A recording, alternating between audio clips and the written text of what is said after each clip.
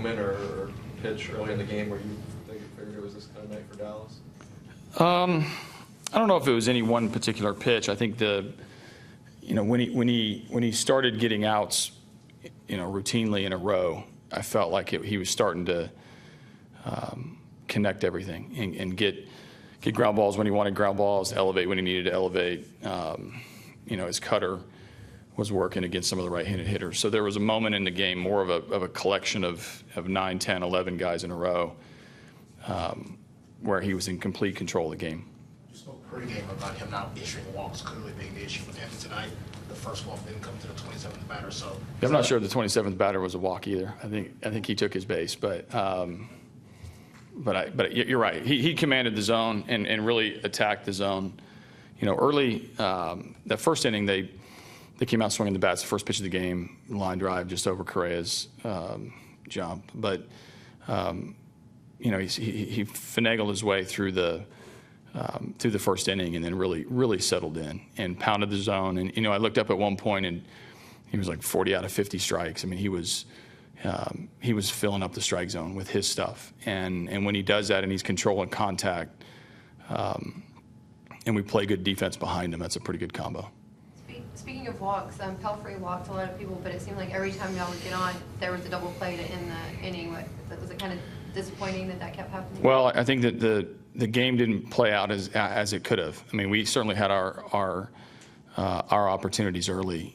Bases loaded the first couple innings, didn't really come away with anything. We scored before we got the bases loaded, but he really danced around the strike zone, and we couldn't come up with the hit that would separate and give us a little bit of breathing room. Tribute to him. He hung in there. Their bullpen was a little beat up tonight, so we knew they were going to have to extend him. But we certainly would have hoped to have had a little bit of breathing room with a couple run lead, given how many early opportunities that we had. But credit to Dallas for hanging in there, and our hitters continued to battle. We just didn't come through situationally. You mentioned the opportunities. I mean, 9 of your first 14 batters reached base, and only 1 run.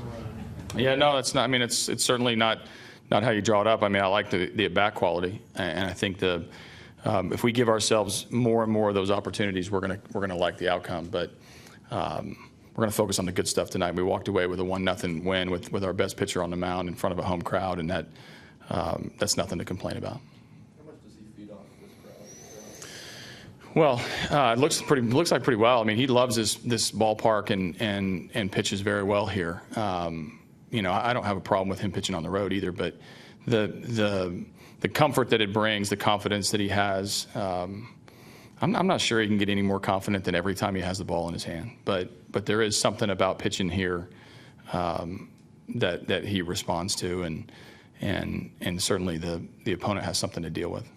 Was there a point that you made in your mind early that Luke was going to finish it out? Because I think after 5, Dallas is at 52. Yeah, I didn't. No, not early. I mean, there were swings in the game that. Early in the first 3 innings, as Dallas was finding his way, I didn't think complete game. Then the middle part of the game, you always sense that he can finish what he starts. And then as he got a little bit taxed in the 8th inning. We're in the middle part of their order, and it's the 4th time they're going to see him. And there's going to be a time this year where he's going to get run up to 120 pitches. April, whatever it is, 15th is not that day.